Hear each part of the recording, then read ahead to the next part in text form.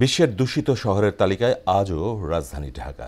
নভেম্বরের চেয়ে চলতি ডিসেম্বরে ঢাকার বায়ুর অবস্থা আরও খারাপ। গত 9 দিনে একদিনও ঢাকার বায়ুর মান ভালো ছিল না। দূষিত বাতাসে স্বাস্থ্য ঝুঁকি বেড়ে যাওয়ায় বাইরে বেরোলে মাস্ক পরার পরামর্শ চিকিৎসকদের। আর বিশেষজ্ঞরা বলছেন দূষণ কমাতে প্রয়োজন দীর্ঘমেয়াদী পরিকল্পনা। আরও জানাচ্ছেন উষা ফেরদৌস।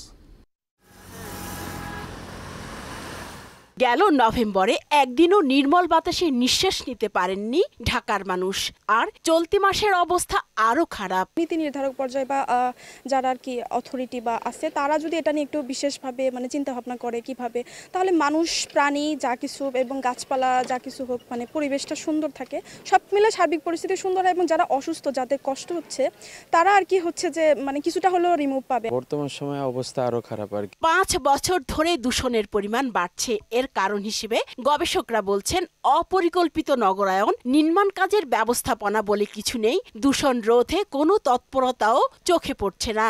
সায়েন্টিফিক কোনো ডকুমেন্টস নাই যে এইটা কিভাবে তৈরি হয়েছে।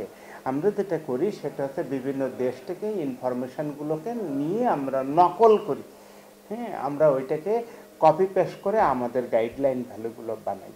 ফলে এইটা হচ্ছে একটা নেগেটিভ সিনারিও যে ওয়েস্টার্ন ওয়ার্ল্ডের কনসেপ্ট বাংলাদেশে যদি আমরা ব্যবহার করতে যাই তাহলে এখানে অনেকগুলো সমস্যা দেখা যায়। বাংলাদেশের রাজধানী ঢাকার অন্যান্য সমস্যার মধ্যে যেটি মানব স্বাস্থ্যের জন্য মহামারীর চেয়েও বেশি ক্ষতিকারক হয়ে দাঁড়িয়েছে সেটি হলো বায়ু দূষণ। পার্সন ওয়াইজ যেটা একটা মাস্ক পরতে পারি, একটা মাস্ক পরে করতে পারি।